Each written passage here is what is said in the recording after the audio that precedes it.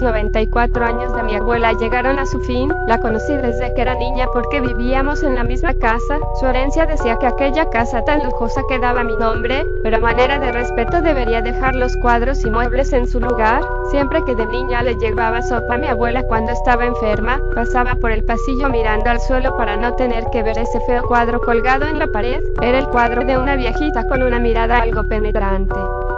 Nadie en mi vida me contó la historia del cuadro de esa anciana, pero como lo exige la herencia, no debería mover el cuadro de su lugar.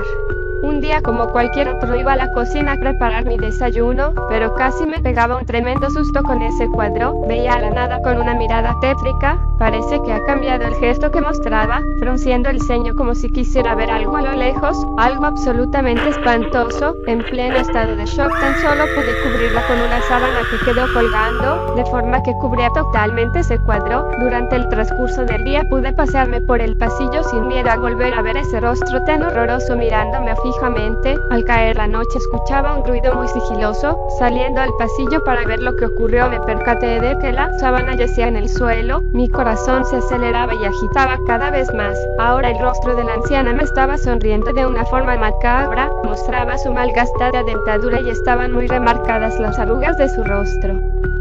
Yo no sabía el por qué mi abuela estaba tan fascinada con ese cuadro, y lo que más me asombraba era que ella no lo consideraba algo horrible. Fue un martes en la madrugada que casi me causa un paro cardíaco por algo que llegué a ver. Me encontraba desayunando mi clásico café con leche y un sándwich de ensalada de pollo, cuando pude ver una cabeza humana asomada desde un extremo de la puerta, como si alguien me estuviese vigilando. Solté un grito aterrador que se debió haber escuchado en toda la cuadra. A la par que la cabeza volvió a esconderse nuevamente, fui al pasillo para ver qué era eso que me estaba vigilando, pero no vi nada, absolutamente nada, exceptuando ese cuadro que nuevamente cambió los gestos de su cara. Mostraba un rostro muy serio, pero aún así yo aseguraba que fue el rostro de esa mujer el que percibí cuando estaba desayunando. No sé cómo, pero estiró su cuello para vigilar todos mis movimientos. Al caer la noche decidí hacer algo más estratégico.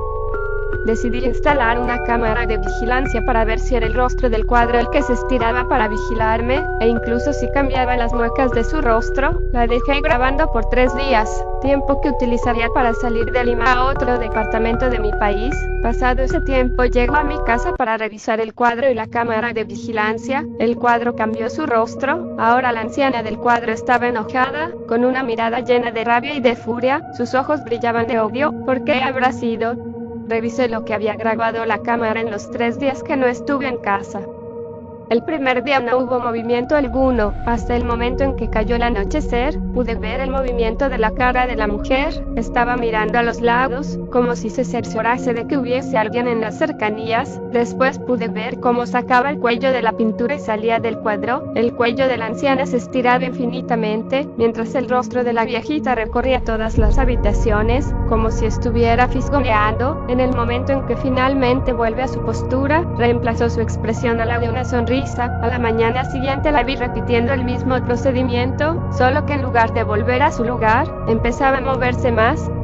Al salir del cuadro pude ver que era una mujer extremadamente alta y flexible, el doble de mi estatura. Debía de caminar agachada para no golpearse con el techo o los marcos de la puerta, aunque el tamaño no se debía a su cuerpo físico, sino al exagerado estiramiento de su cuello. La anciana del cuadro se paseaba alrededor de la casa, buscando algo o a alguien, gritando el nombre de mi abuela y sollozando. Cuando regresa al cuadro muestra un rostro enfadado lleno de repudio, como el que encontré llegando a casa. En ese momento me dije ya basta. Opté por destruir y tirar ese maldito cuadro, pero en el momento que pongo las manos en el marco, la anciana saca sus brazos y me pone las manos en el cuello para ahorcarme. Sus dedos me obstruían la garganta a la vez que me dejaban asmática. Me estaba matando. No tenía fuerzas ni siquiera para gritar. Estaba a punto de darme por vencida cuando me levanté de milagro y arrojé el cuadro con todas mis fuerzas. La anciana ingresa sus brazos al cuadro y me mira con odio, pero con una apariencia desarreglada. Llamé a papá para contarle todo lo que ocurre en la casa, pero yo pensaba que no me creería, o inclusive que estaba loca, pero no fue así. Me dijo: hija, esa anciana, la anciana de ese cuadro, ¿era tu bisabuela? Eso me lo dijo mi padre en cuanto le conté lo sucedido. A mí no me interesaba saber quién era esa mujer, a lo cual mi papá me contó lo siguiente. Lo sé, pero ella murió de una manera muy peculiar. Ella sufría de una depresión muy terrible, un día no pudo más con la tristeza y la soledad que la acompañaba y tuvo que ahorcarse.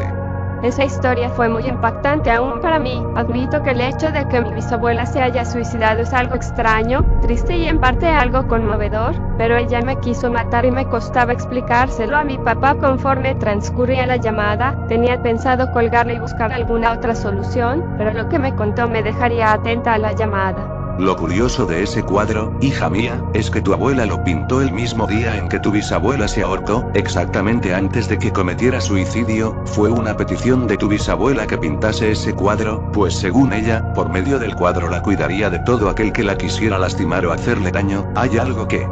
Me vi forzada a colgarle la llamada. Fácilmente le podría mentir diciendo que hubo un problema de interferencia en la línea. Sutilmente caminé hacia el pasillo, el cuadro estaba vacío, el rostro de mi bisabuela ya no estaba, pude sentir a mis espaldas una respiración muy helada y profunda. Ahí estaba ella, mi bisabuela, el ángel protector de mi abuelita. Me miró a los ojos con esa mirada llena de odio, de maldad y de venganza.